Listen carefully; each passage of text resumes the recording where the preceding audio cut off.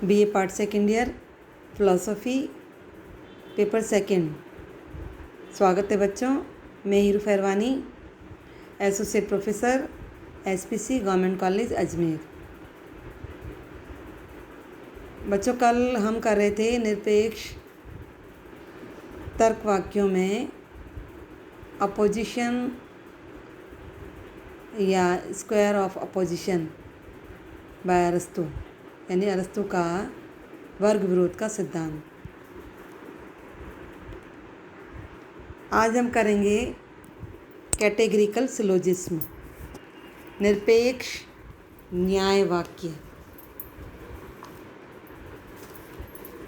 न्याय युक्ति एक तरह का मीडिएट इन्फरेंस है, मध्याश्रित अनुमान है, जिसमें दो आधार वाक्य होते हैं जो संयुक्त रूप से एक निष्कर्ष को निगमित करते हैं, यानी दोनों आधार वाक्यों के संयोग से निष्कर्ष को निकाला जाता है।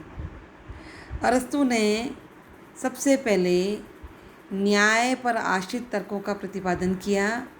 वे ये मानते थे कि केवल दो आधार वाक्यों पर आधारित तर्क ही न्याय युक्ति है, और न्याय युक्ति को ही निरपेक्ष यानी कैटेगरिकल और हाइपोथेटिकल इन दो वर्गों में विभाजित किया है।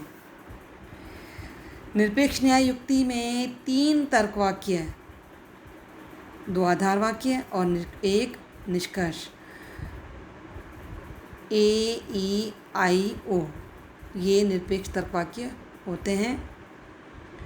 जैसे एक युक्ति है कि सभी मनुष्य मरणशील हैं, सभी प्रोफेसर मनुष्य हैं, इसलिए सभी प्रोफेसर जो है मरणशील हैं। ये एक प्रकार की निरपेक्ष न्याय युक्ति का उदाहरण है। तो एक निरपेक्ष न्याय युक्ति में तीन और केवल तीन तर्क वाक्य होते हैं, दो आधार वाक्य होते हैं और एक निष्कर्ष होता है, और तीन और केवल तीन ही पद होते हैं, जिसमें हम एग्ज़ाम्पल के रूप में हम कह सकते हैं कि एक एग्ज़ाम्पल आपके सामने रख रही हूँ कि सभी M जो P हैं सभी S M हैं, इसलिए सभी S P है। ये जो है तीन पद हैं इसके, S P और M, ये इसमें तीन पद हैं, और इन तीन पदों के नाम हैं मेजर टर्म, मिडिल टर्म और माइनर टर्म। तो जो मिडिल टर्म है, जो मध्यम पद है, वो किसे कहते हैं? तो मिडिल टर्म के लिए कहते हैं कि जो दोनों आधार वाक्यों में उपस्थित होता है या कॉमन रूप से पाया जाता है, उसे हम मिडिल टर्म कहते हैं। और मिडिल टर्म का जो संबंध है वो वाक्य की या न्याय युक्ति की आकृति पर निर्भर करता है। एक निरपेक्ष न्याय युक्ति में हर पद जो है दो बार आता है। जैसे S, P और M है, ये हर बार दो बार आता है। जो S है उसको हम मुख्य पद कह सकते हैं, माइनर टर्म कह सकते हैं। जो P है वो मुख्य पद है, और M जो है वो मिडिल टर्म है। ठीक है, तो जो माइनर टर्म है उसको अमुख्य पद कहेंगे, जो मेजर टर्म है उसको मुख्य पद कहेंगे, और जो मिडिल टर्म है उसको मध्यम पद कहेंगे। ठीक है, तो इस तरह से निरपेक्ष न्याय युक्ति में दो आधार वाक्य होते हैं।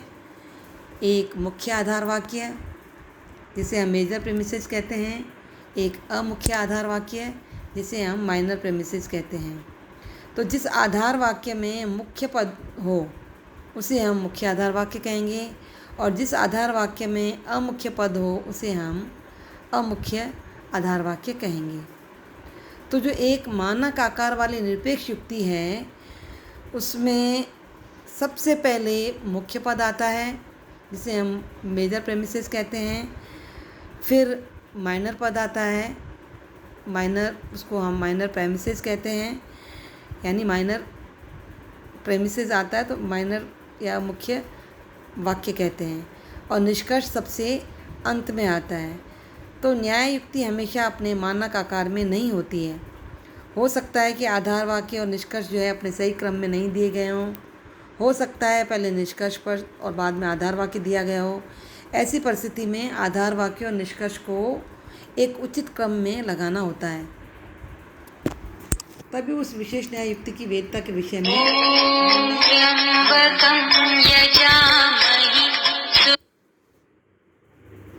निरपेक्ष न्याय युक्ति की ये विशेषता है कि इसके तीनों तर्क वाक्य,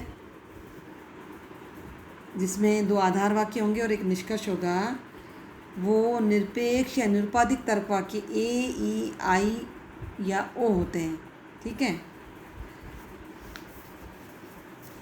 अब ये जो 3 आधार वाक्य हैं और 3 ही पद हैं, इसी में ही हम इनकी मूड और इनकी आकृतियों की चर्चा करेंगे कि मूड किसे कहते हैं और आकृति किसे कहते हैं।